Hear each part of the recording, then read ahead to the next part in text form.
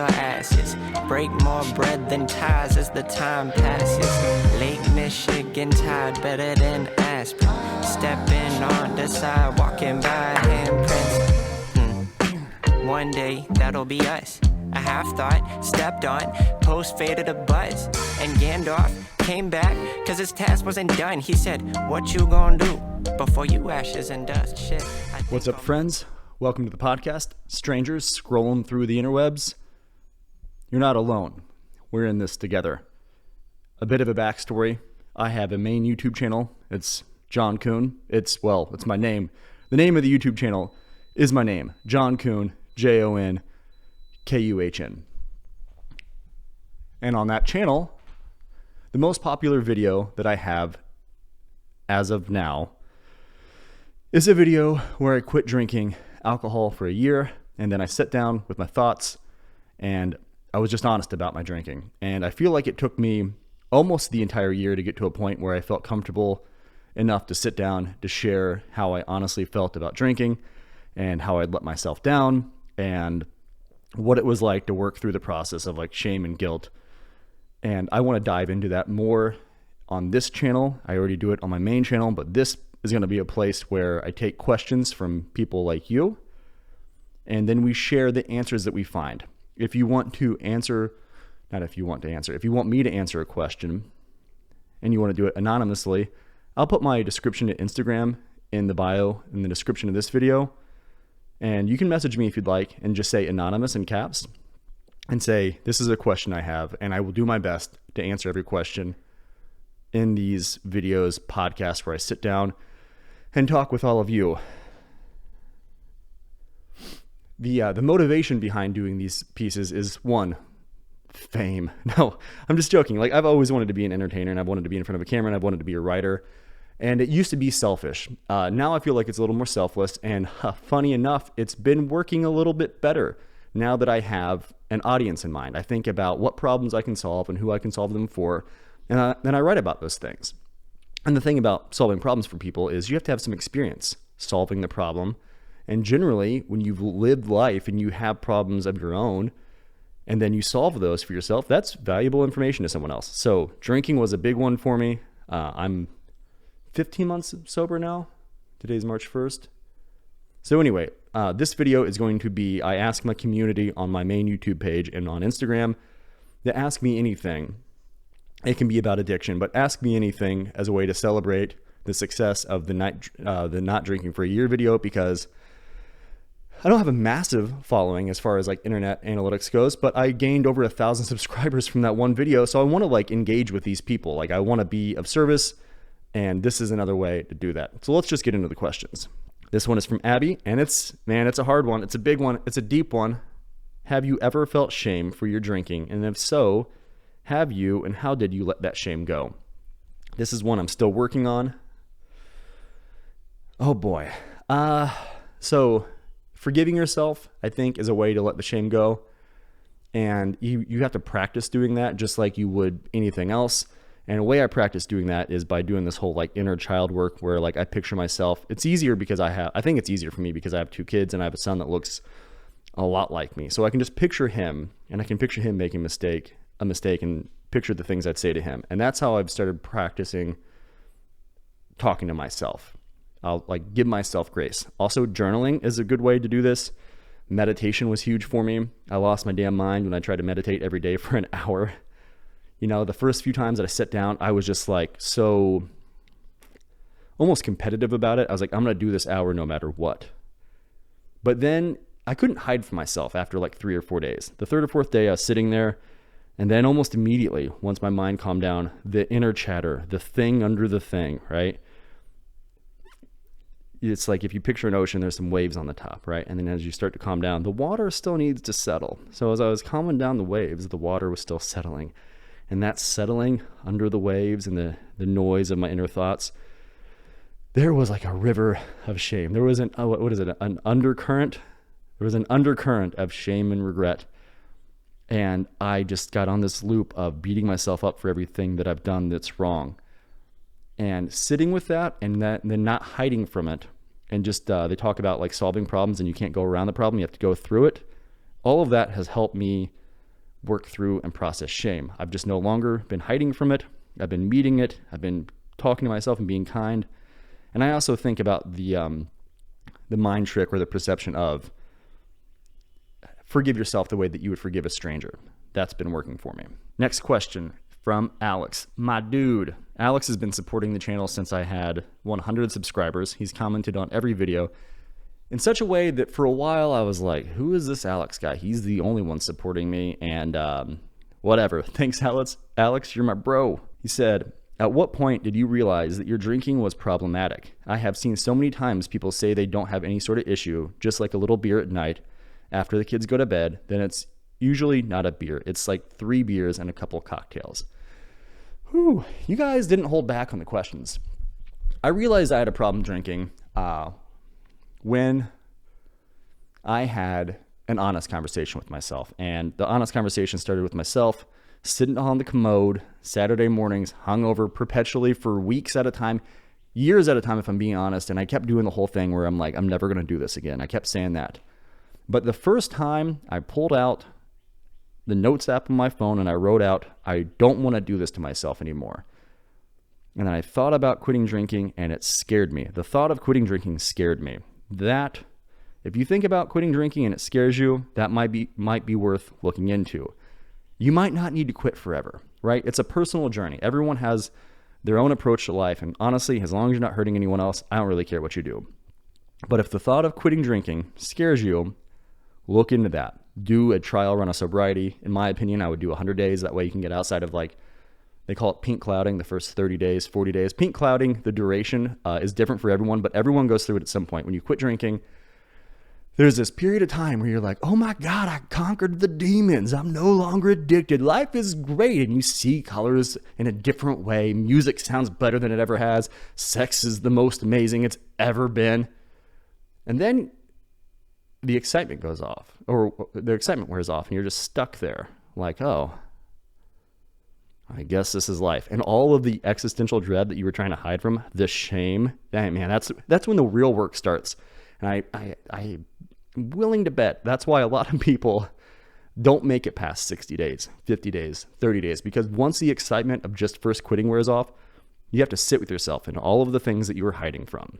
So to answer the question, when did I realize I had a problem? When I wrote down in a journal, I want to quit drinking. I don't want to do this to myself anymore. And I got scared at the thought of quitting drinking. On to the next question. This one's a little less emotional. I guess it's emotional, but it's also a question about, like, doing YouTube. The freed perspective. What's the thing you struggled with the most? I'm guessing it's public speaking or addiction.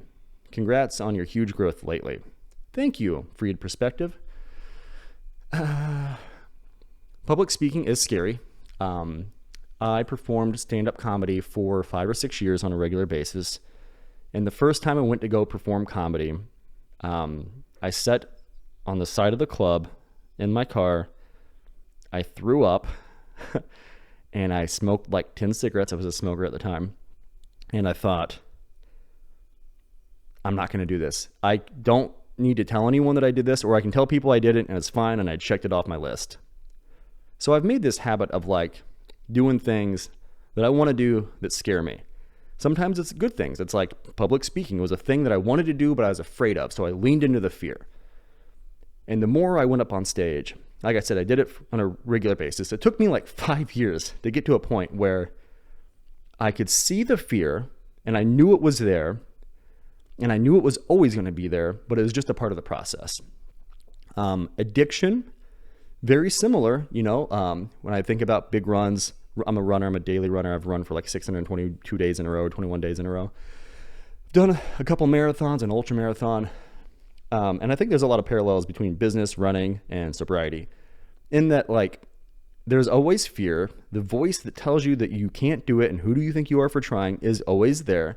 It never goes away. All that happens is over time, the voice maybe gets less loud. But for sure, what happens over time is you go, I see you. You're always here, and you will walk on by. So same with addiction. After trying to quit drinking several times, after doing like 30-day experiments and like getting into the 30 days and like evaluating and being like, what do I want my drinking career to look like? is balance a thing? Is moderation a thing? I know that even a beer or two gives you cancer. Like, it doesn't seem worth it to me to do this juggling act. And after just practicing, quitting drinking, after practicing going on stage, I just got to a point where I saw, like, it's very predictable what's going to happen in your psyche every time. So I guess I didn't really answer the question, which was harder. Both of those were hard for me. You know what? In regards to YouTube, the hardest thing, it wasn't doing YouTube videos. That felt very nauseating, but watching myself and then getting to the point where I was like, these are bad. You're not doing anything well.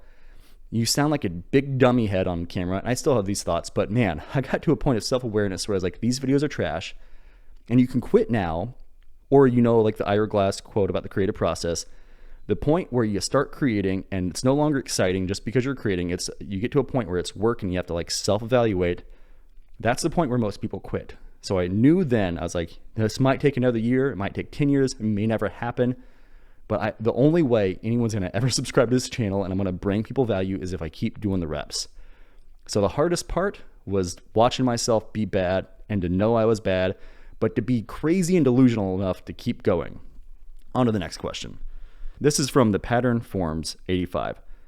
Yo, I'm assuming we were born in the same year, if that's what your name is implying with the 85. I'm a drinker and a runner too. I drink a handle 1.75 liters of whiskey in about 3 days' time, and my heavy drinking has made running almost impossible. Today I decided to stop drinking, and I'm hoping my fitness returns. Can you make a video about your running? I'm interested to hear how your fitness was affected by sobriety. So maybe I'll put up some B-roll on this. When I ran my first marathon, I was fucking chubby. I was fat. I was slow. And then after the marathon, I celebrated for 6 months with a lot of junk food, whiskey, IPAs, and I think May. So I ran the marathon in November, and then May the next year, I decided to go plant-based. So really any elimination, I'm not going to stand on a vegan pedestal right now. It works for me. It could work for you. But really, like the vegan diet, carnivore diet, I think all these things work because you just mostly eliminate a bunch of bullshit. So I changed my diet. Then I decided to start running every day, and I was still drinking. But by about 100 days into running and drinking, I was like, man, I am getting a little bit better at running, but I'm still fat. And my feet hurt. I have plantar fasciitis. I have fascia issues. It's totally from inflammation. It was much better, and I credit my diet with this. But I was like, man, I wonder if I quit alcohol and quit eating a bunch of fried food and stuff when I'm drunk. I wonder if the inflammation will get better. I wonder if running will get better because running hungover sucks. So good for you. Good on you for prioritizing running. Your fitness will get better unless something happens. I don't know how old you are, but I'm imagining you and I are the same age. Drinking only slows down progress. A lot of runners drink a lot of beer.